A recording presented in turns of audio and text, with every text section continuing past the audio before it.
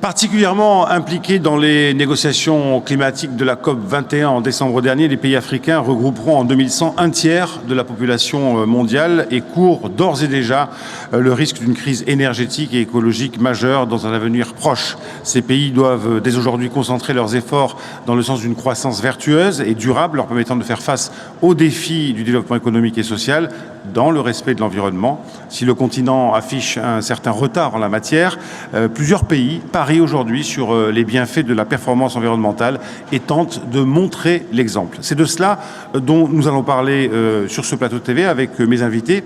Tout d'abord Cécile Carlier, bonjour, qui est consultante Afrique pour le salon Polytech. Cécile qui a invité deux représentants africains qui œuvrent effectivement pour l'environnement, au premier titre duquel Ibrahima Diane, qui est directeur général du programme national de gestion des déchets au Sénégal, et puis juste à mes côtés, Lansana Fofana, qui est haut-commissaire à l'organisation de mise en valeur du fleuve Gambie et dont le siège, l'OMVG, se situe à Dakar au Sénégal. Tout d'abord, Cécile, un mot de contexte, de cadrage un petit peu sur cette question, je dirais, du développement durable en Afrique et de la croissance verte en général.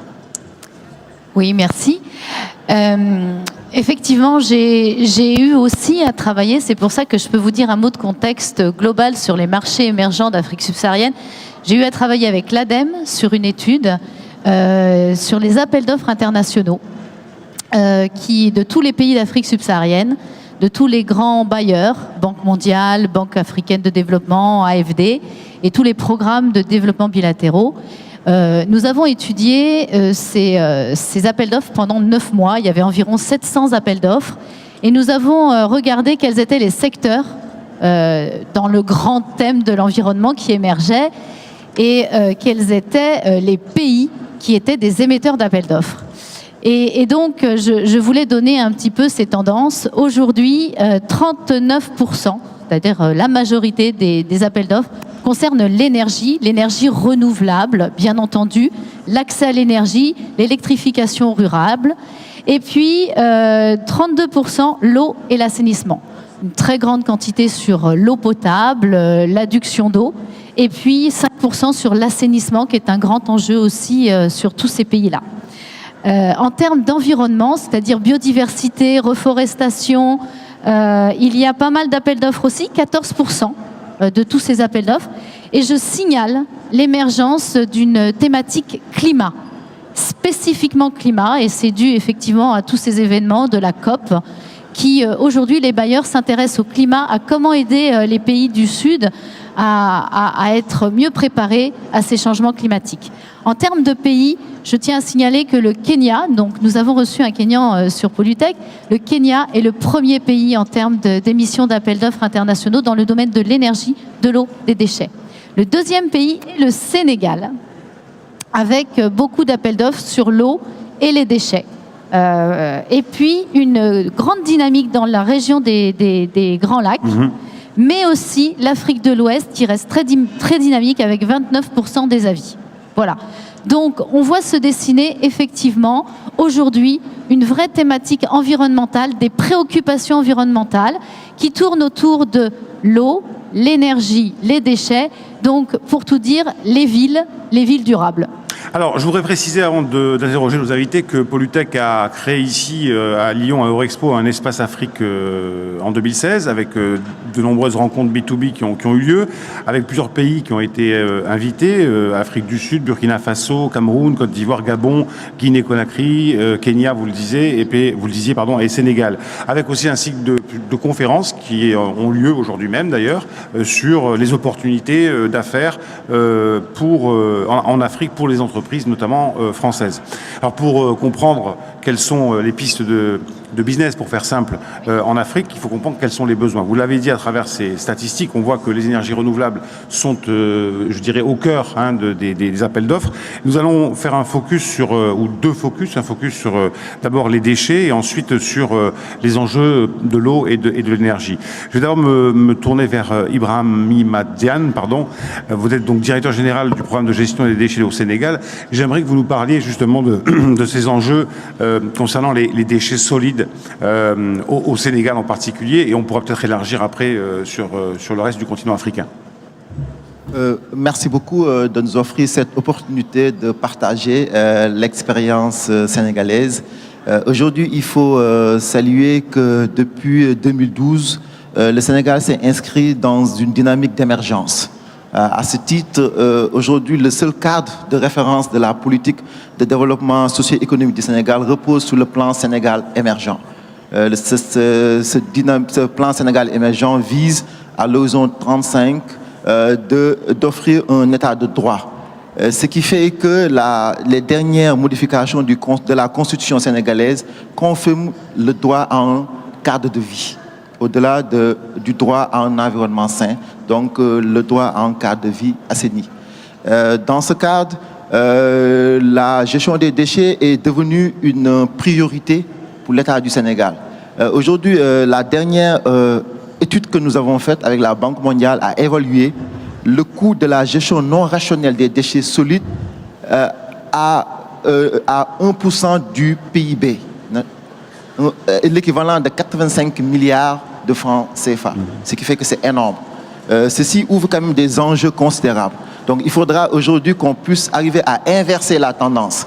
Inverser la tendance, c'est effectivement de réduire les effets négatifs de la gestion des déchets sur le développement économique, sur le tourisme, sur l'agriculture, sur l'élevage, mais aussi transformer les opportunités qu'offre la gestion des déchets. Parce qu'aujourd'hui, avec une bonne gestion des déchets, on peut valablement créer de la richesse et des emplois, surtout dans un pays à fort dominante de jeunes demandeurs d'emploi.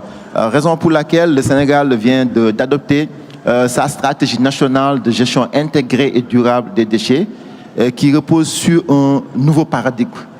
Un nouveau paradigme, parce qu'aujourd'hui, nous avons voulu passer de gestion des déchets à économie des déchets. Et parce qu'effectivement... Surtout dans un pays en croissance, puisqu'il faut le signaler, l'Afrique est en croissance. Parfaitement, parfaitement. Donc, et le premier pilier même du plan Sénégal émergent, c'est la croissance. C'est vraiment surtout cette croissance verte. Ce qui justifie que le Sénégal aujourd'hui est le premier pays de l'Afrique de l'Ouest à s'être inscrit à l'Institut mondial de la croissance verte. L'Institut mondial, récemment, le Sénégal est en train de valider son cadre de collaboration avec l'Institut mondial de la croissance verte qui doit permettre effectivement d'impulser des villes vertes et des villes durables. Donc, pour dire que c'est une réalité, aujourd'hui, l'engagement politique est présent au Sénégal. Il y a la volonté politique d'inscrire le Sénégal sur vraiment la croissance verte et la gestion des déchets en est un pilier. Parce que la nouvelle stratégie doit permettre aussi bien d'améliorer le cadre de vie, mais aussi de créer de la richesse et de créer des emplois par la valorisation du potentiel économique des déchets. Ce qui fait que il y a 3 semaines de cela, le président de la République a lancé les travaux de 3 centres intégrés de valorisation des déchets au Sénégal. Donc, ce qui est quand même un grand pas dans la mise en œuvre de la politique, parce qu'au Sénégal, présentement, il n'y a pas d'infrastructure aux normes dans la gestion des déchets. Quelles sont les typologies de déchets que vous avez priorisées justement dans ces centres de valorisation ? C'est vraiment tous les types de déchets.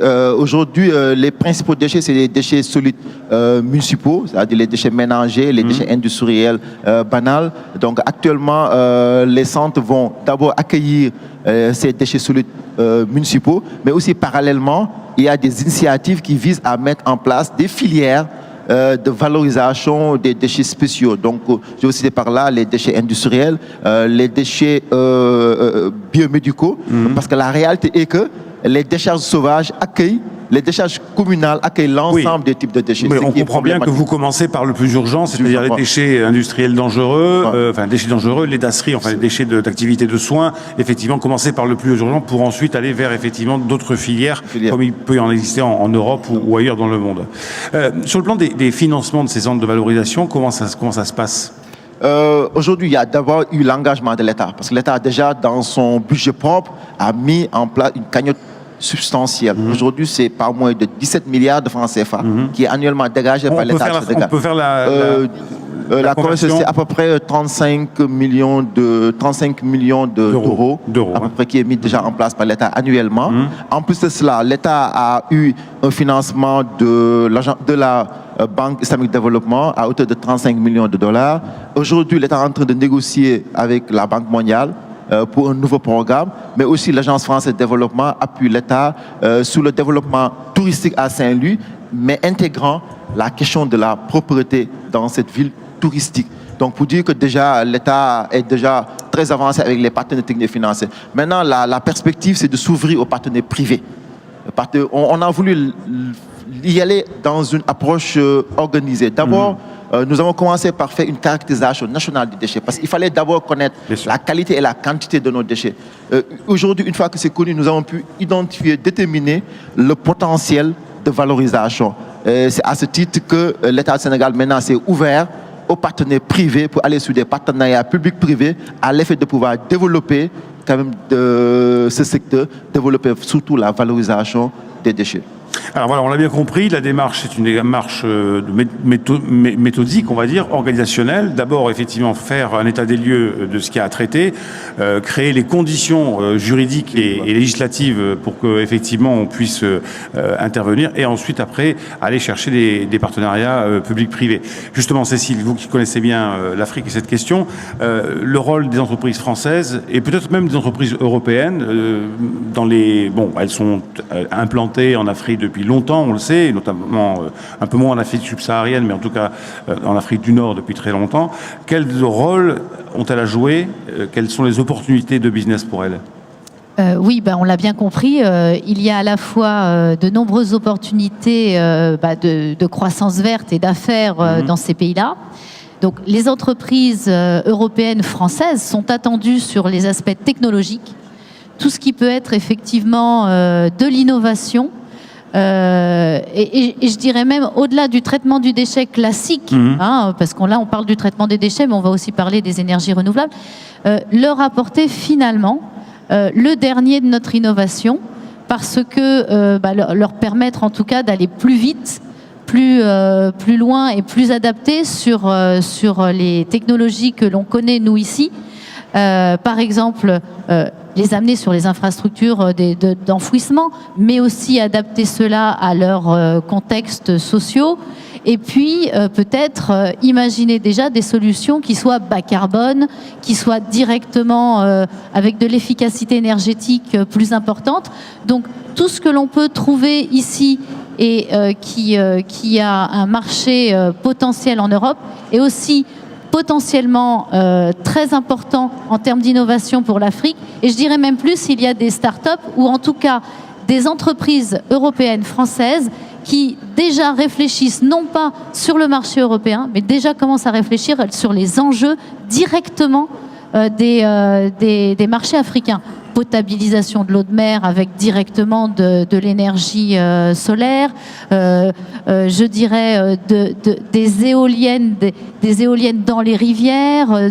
Donc ça donne lieu finalement à un espace de création, d'innovation encore plus important, et une croissance, un levier en tout cas de développement pour les entreprises qui veulent s'y lancer. Ouais. Les bailleurs de fonds sont là-bas maintenant. Il faut peut-être se regrouper en termes d'entreprise, avoir une offre packagée, plus forte, et puis surtout avoir des partenaires locaux.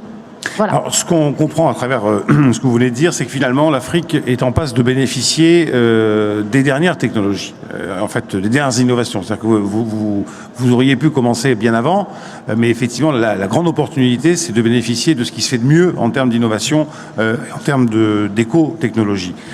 Bénéficier un petit peu de notre recul et de nos erreurs. Voilà, tout à fait, de tout ce qu'on a appris. Je voudrais qu'on soit un peu plus concret. On parle des déchets. Au Sénégal, quelles sont les autres pistes en termes de croissance verte? Cécile, tout à l'heure, nous parlait de l'eau et de l'assainissement, également de la biodiversité. Quelles sont les pistes qui sont engagées au Sénégal dans ces domaines? Dans ce domaine, il y a le secteur de l'énergie renouvelable. Aujourd'hui, l'une des questions majeures, c'est la fourniture en énergie. Parce que le Sénégal actuellement a un déficit énergétique, raison pour laquelle le président de la République a lancé quand même l'initiative d'aller sur de la mix énergie. Déjà, la problématique de l'énergie à partir des déchets, oui. à partir des déchets aujourd'hui bien intégrée dans notre politique. dans nos politiques. Nous sommes en train de travailler avec les cimenteries pour pouvoir quand même produire des combustibles de substitution à partir des déchets. Donc cette question est d'actualité. Aujourd'hui, le Sénégal vient d'implanter 2 unités solaires. 2 unités solaires récemment. Actuellement, il y a des projets pour la mise en place de 4 autres unités supplémentaires. Donc vraiment, sur la question de l'énergie solaire, l'énergie éolienne, il y a vraiment de belles perspectives au niveau Sénégal, parce que c'est un pays qui est totalement ensoleillé parce que toute l'année, il y a du soleil 365 jours sur 360 jours. Il y a effectivement des pans qui sont bien balayés par le vent. Donc, effectivement, sur ces aspects, on peut vraiment mettre en œuvre quand même des projets intéressants. Et justement, sur le cadre de vie des Sénégalais, on le sait, ce sont des pays qui sont sous-équipés en termes d'électrification. Est-ce que dans le cadre de vie, alors bien sûr, gérer les déchets, mais vous avez aussi pour ambition d'électrifier grâce au solaire, au photovoltaïque, à l'hydraulique, aussi, comme dit, waste to energy, donc par l'utilisation des déchets par le biais de la méthanisation, par exemple, pour produire du biogaz. Est-ce que ce sont des choses auxquelles vous réfléchissez ou qui sont déjà engagées? C'est déjà engagé parce qu'aujourd'hui, il y a déjà un programme d'électrification rurale qui cherche à mettre en place des concessions au niveau de la zone rurale. Donc il y a cette dynamique. Et sur quelle technologie, par exemple? Solaire. Solaire. Et là, vous faites appel à des entreprises étrangères. C'est des mises en concession. Donc il y a des concessions au niveau de différentes régions où toute la région est concédée à un partenaire qui fait l'investissement et la fourniture de... Et quel est son retour sur investissement? Le modèle économique, quel est-il en fait? Donc il y a des systèmes de redevances. Donc il fait l'investissement, il se fait payer par des redevances selon effectivement la durée du contrat qu'il a signé avec l'État. Et si c'est pareil aussi pour l'accès à l'eau dans les zones rurales aussi. Donc il y a un processus de mise en concession. De même qu'aussi il y a un programme de biogaz. Programme national de biogaz qui aujourd'hui est en train de récupérer toutes les sources de biogaz pour pouvoir offrir du gaz domestique au niveau des ménages. Aujourd'hui, globalement, comme je l'ai dit, avec l'Institut mondial de la croissance verte, il y a toute l'impulsion de villes vertes, de villes durables. Il y a déjà 2 projets pilotes à Diamniadio, précisément, où effectivement il y a l'idée de mettre en place un pôle urbain. Donc l'objectif, c'est que ce pôle urbain soit bâti dans l'esprit des villes durables. Donc aujourd'hui, il y a toute une réflexion pour quand même vraiment lancer un projet pilote de ville durable et maintenant qui va faire tache d'huile sur tout le territoire national. Oui, parce qu'il faut, pour recontextualiser, se dire que l'Afrique a un formidable potentiel. Ça peut devenir tout simplement, je dirais, la superpuissance mondiale la plus faible en carbone. D'ailleurs, Kofi Annan a rendu un rapport en 2015 qui s'appelait Africa Progress Panel, Power, People and Planet, en disant que l'Afrique avait toutes les opportunités pour d'abord avoir de l'eau, avoir de l'énergie, gérer ses déchets, monter des infrastructures. Vous qui connaissez bien l'Afrique, Cécile, vous pensez qu'on est vraiment dans cette bascule? Oui. Ah oui. Écoutez, quand on innove ici, on innove sur un système qui existe, un système existant.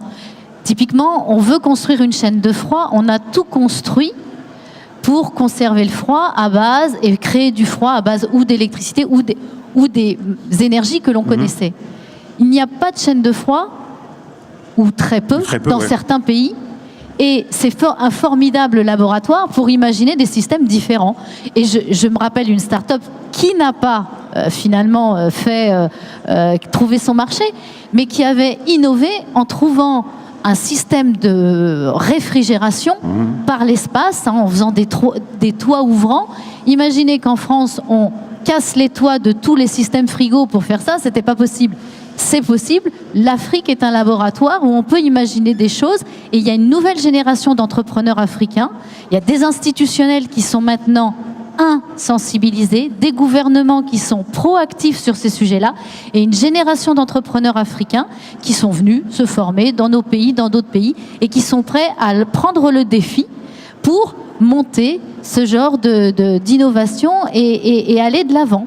Donc je prenais l'image du froid, l'exemple du froid, mais les systèmes pareils de valorisation des polluants tels que le TIFA à valoriser, une plante qui est invasive dans les régions du Sénégal. On va écouter le fleuve, l'organisation qui met en valeur le fleuve Gambie, mais il y a probablement des tas de systèmes que nous, on ne peut pas imaginer parce qu'on a déjà ici créé un système existant et que ça nous bloque dans notre mode de pensée et qui peut être imaginé. Alors il faut les accompagner dans ça. La croissance verte, presque ex nihilo pour l'Afrique, on a une page blanche et on peut... En tout cas, on a un laboratoire ouvert. Monsieur Fofana, vous êtes haut-commissaire à l'OMVG, l'Organisation de mise en valeur du fleuve Gambie. Alors d'abord, le fleuve Gambie, pour nous éclaircir un petit peu les idées, il traverse combien de pays ? Merci, monsieur. Je commencerai par exprimer mes sincères remerciements aux organisateurs de ce Polytech 2016 de Lyon. Avec beaucoup de plaisir. C'est un salon qui permet donc de procéder à des échanges d'expériences. Donc, c'est un salon de coopération donnant-donnant. Donc, en ce qui concerne l'Organisation pour la mise en valeur du fleuve Gambie, il est d'abord important de rappeler que l'environnement est l'élément transversal de tout système de développement. Il constitue donc un chaînon et il a un caractère systémique. Dès qu'un chaînon lâche la chaîne, tout le reste va à l'échec. Donc c'est pourquoi dès que tout projet qui ne prête pas, qui ne prend pas en compte l'aspect environnemental, même s'il a des résultats, c'est des résultats limités dans le temps et les conséquences seront innombrables dans le futur. Donc c'est pourquoi il faut que l'humanité a déjà pris conscience. En Afrique, l'idée donc de changement climatique, je l'ai rappelé la fois dernière, est née suite aux sévères sécheresses des années 1970. Et dès lors, les pères fondateurs, les pères des indépendances ont vite compris en Afrique de l'Ouest que pour aller loin, il faut aller ensemble avec les autres. Pour aller vite, il faut aller seul. Donc, ils se sont rapidement réunis pour créer ces organismes de bassin afin de mettre ensemble leurs efforts pour faire face aux conséquences du changement climatique et aux problématiques du développement économique et social. C'est ainsi que l'Organisation pour la mise en valeur du fleuve Gambie est née le 30 juin 1978 à Kaolack, qui regroupait au départ la République islamique de Gambie et la République du Sénégal. En 1981, la Guinée, qui partage le bassin, a adhéré à l'organisation. Et en 1983, la Guinée-Bissau, qui est un pays voisin qui partage deux autres bassins, qui n'est pas sur le bassin du fleuve Gambie, mais qui partage deux autres bassins fluviaux avec le Sénégal et la Guinée, a adhéré à l'organisation, ce qui a permis donc de placer sous la juridiction de l'OMVG 3 bassins fluviaux, qui sont la Gambie, le Koliba-Kourbal et la Kayanga-Jeba. Qui sont des affluents? Ce ne sont pas des affluents. Non, ce sont des bassins. C'est des bassins différents. D'accord. C'est ce qui fait un peu la particularité de l'OMVG. Les autres organismes gèrent. Vous avez élargi le périmètre d'intervention. Exactement. Nous avons élargi. Donc, et depuis, les chefs d'État et de gouvernement ont donc donné des orientations très claires en procédant en 2000, vous savez, de 1978 jusqu'en 2016, l'OMVG n'a fait que des études, des projets qui ne sont jamais sortis du tiroir. Et compte tenu de la pression du changement climatique, les chefs d'État et de gouvernement de l'OMVG ont donc pris la décision lors de la conférence extraordinaire qu'ils ont organisée à Addis Abeba le 16 janvier 2016. Ils ont pris d'importantes décisions en procédant à une profonde restructuration pour que l'OMVG puisse apporter sa contribution réelle à la croissance verte. Et c'est pourquoi nous avons aujourd'hui dans notre pipeline, tous nos projets s'inscrivent effectivement dans le cadre de la lutte contre le changement climatique, la croissance verte. Alors, on parle là des enjeux de l'eau et des enjeux de l'énergie. On va essayer de les dissocier, même si effectivement ils sont liés.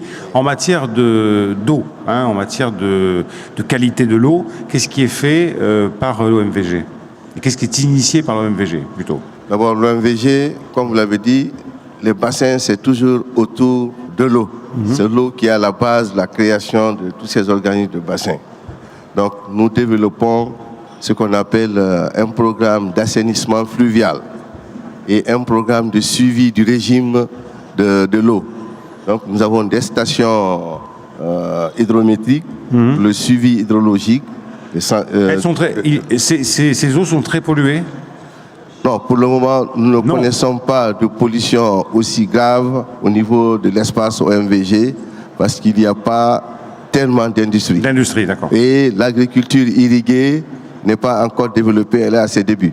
Donc c'est pourquoi au niveau pollution des fleuves, nous sommes à un niveau encore très acceptable. Et c'est pourquoi il est temps de prendre les précautions, les mesures nécessaires pour prévenir, avant que ça n'arrive. Maintenant, sur le plan énergétique, nous avons aujourd'hui l'un des projets les plus importants de la sous-région. Nous avons étudié 2 aménagements hydroélectriques, qui sont l'aménagement hydroélectrique de Caleta, qui est sur le territoire guinéen, sur le fleuve Concouré, donc qui est un patrimoine total 100% guinéen, mais conformément à son engagement traditionnel de renforcement de la coopération et de l'intégration sous-régionale, les autorités guinéennes ont donc décidé de céder 30% du productif de Caleta aux 3 autres pays membres qui sont la Gambie, la Guinée-Bissau et le Sénégal.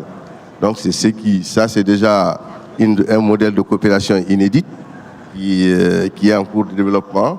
Je vous informe que déjà, moi qui vous parle, j'étais le directeur général de Caleta.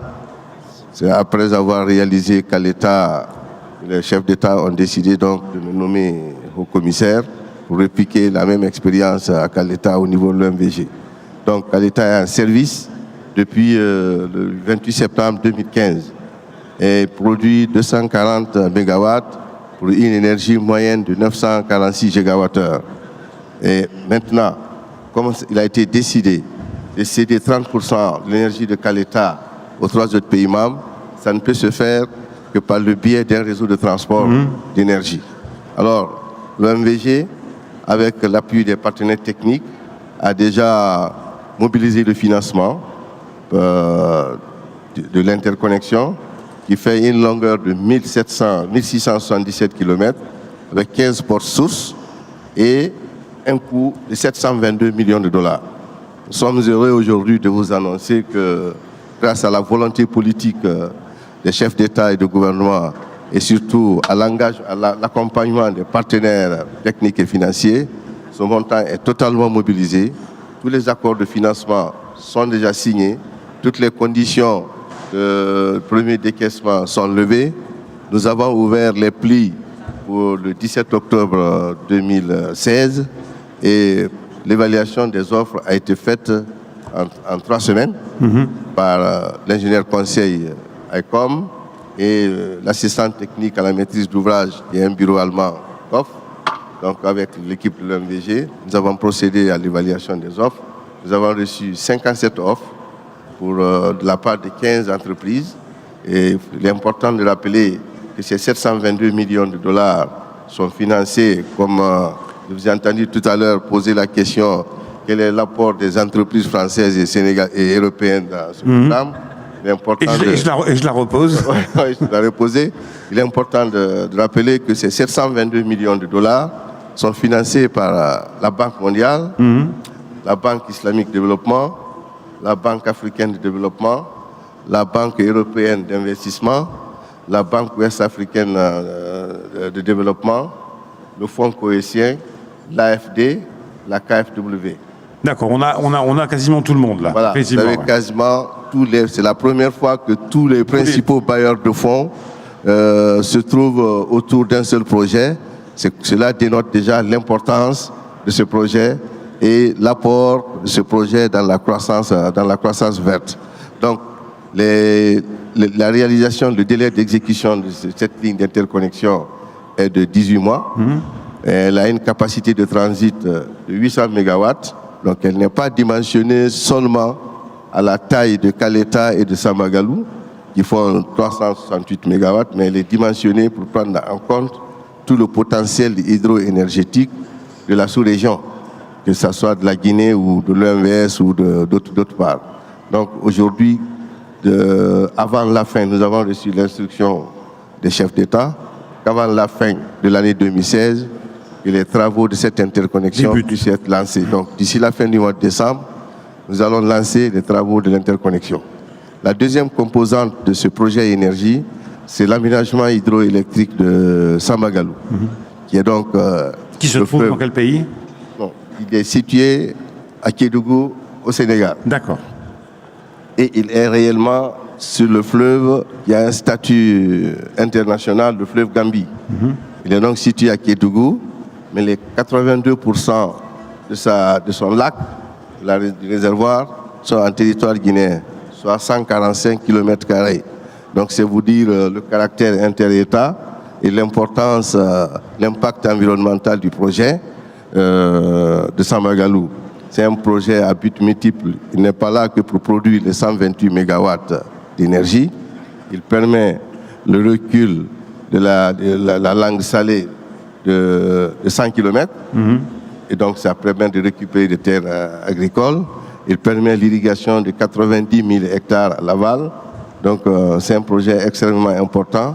Il est financé par le gouvernement chinois à travers Exim Bank à hauteur de 70% pour Exim Bank. C'est actuellement la nouvelle politique de financement du gouvernement chinois. C'est que toute entreprise chinoise qui bénéficie d'un contrat de réalisation doit participer au financement de l'infrastructure. Ceci pour deux raisons. Pour garantir la qualité des équipements et la durabilité de l'aménagement. Donc, l'entreprise China Gizuba Group Corporation, qui est une filiale de China Energy, est bénéficiaire adjudicataire de ce marché et va contribuer à hauteur au minimum de 15% du financement, les États membres 15% et Exim Bank 30%. Et je suis aussi heureux de vous dire que les États membres sont tellement engagés qu'aujourd'hui, ils ont déjà mobilisé la première tranche de la contrepartie de ce projet énergie. Aujourd'hui, l'OMVG dispose au titre de la contrepartie de près de 7 milliards de francs CFA dans ses comptes. Donc, toutes les indemnisations liées à l'interconnexion sont déjà couvertes par ce budget de contrepartie. La contrepartie que vous apportez aux Chinois, effectivement, quand ils viennent... Donc, et le 20 décembre, la société chinoise va nous annoncer la hauteur de sa participation, si c'est de 15 ou c'est 20%. Conformément à ça, les ministres des Finances vont donc reprendre les requêtes. Nous envisageons démarrer les travaux de Samagalou, parce que dans le contrat, il est écrit, dès qu'Exim Bank va donner son accord pour le financement, la société doit automatiquement se mobiliser. Donc nous comptons lancer les travaux de Samagalou. Monsieur Fofana, je voudrais laisser un tout petit peu de temps, parce qu'on a plusieurs émissions sur le plateau télé à Cécile. Alors là, on a vu ce qu'on pourrait appeler assez simplement le partage des ressources. 4 pays qui se mettent d'accord. Ça a été un élément bloquant politique pendant de très longues années en Afrique. Et puis on a appris une deuxième chose, c'est qu'effectivement, mais ça on le savait, la Chine... et pas que la Chine d'ailleurs, la Chine est rentrée dans un nouveau modèle de coopération décentralisée, c'est-à-dire qu'on leur dit maintenant vous venez, mais il faut aussi investir. Ce qui n'était pas le modèle ancien où finalement c'était les pouvoirs publics, enfin l'argent qui était collecté à travers les différentes banques de soutien qui servaient à financer. Donc ça c'est là encore un changement de modèle. Oui, c'est une excellente, un excellent exemple. Oui, excellent exemple que l'OMVG. Et donc, du coup, je rebondis dessus pour dire que de plus en plus de projets, d'appels d'offres, de sources de financement et de programmes sont faits au niveau régionaux dans tous ces pays d'Afrique. C'est-à-dire que la CEDEAO, l'UEMOA sont des vraies entités qui lancent des appels d'offres, qui ont des politiques de développement à grande échelle pour que les États partagent effectivement leurs ressources et parce qu'ils partagent aussi les risques et les enjeux.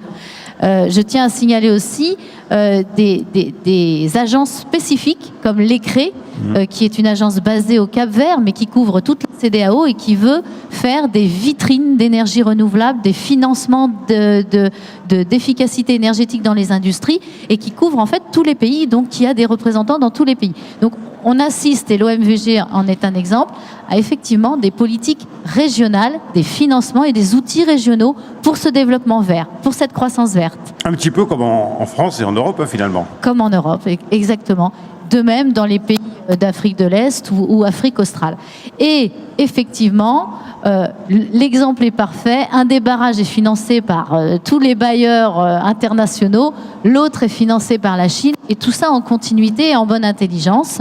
Et je suis sûre, en plus, avec une volonté de sous-traitance à des entreprises locales ou en tout cas régionales africaines, de plus en plus de la part des gouvernements. Et c'est la croissance verte, et tout c'est ça l'emploi, participe à la croissance locale et verte. Et l'amélioration des ressources, enfin, ou de la préservation et l'amélioration des ressources. Merci à vous trois d'être venus sur ce plateau TV. Merci Cécile d'avoir invité Monsieur Diane et Monsieur Fofana qui nous ont éclairé sur effectivement la croissance verte en Afrique. Elle est bien réelle, elle a démarré. Et elle est partagée et on aura l'occasion sans doute d'en reparler dans les années à venir sur ce même plateau, je l'espère. Merci à vous, on se retrouve dans quelques instants pour une nouvelle émission.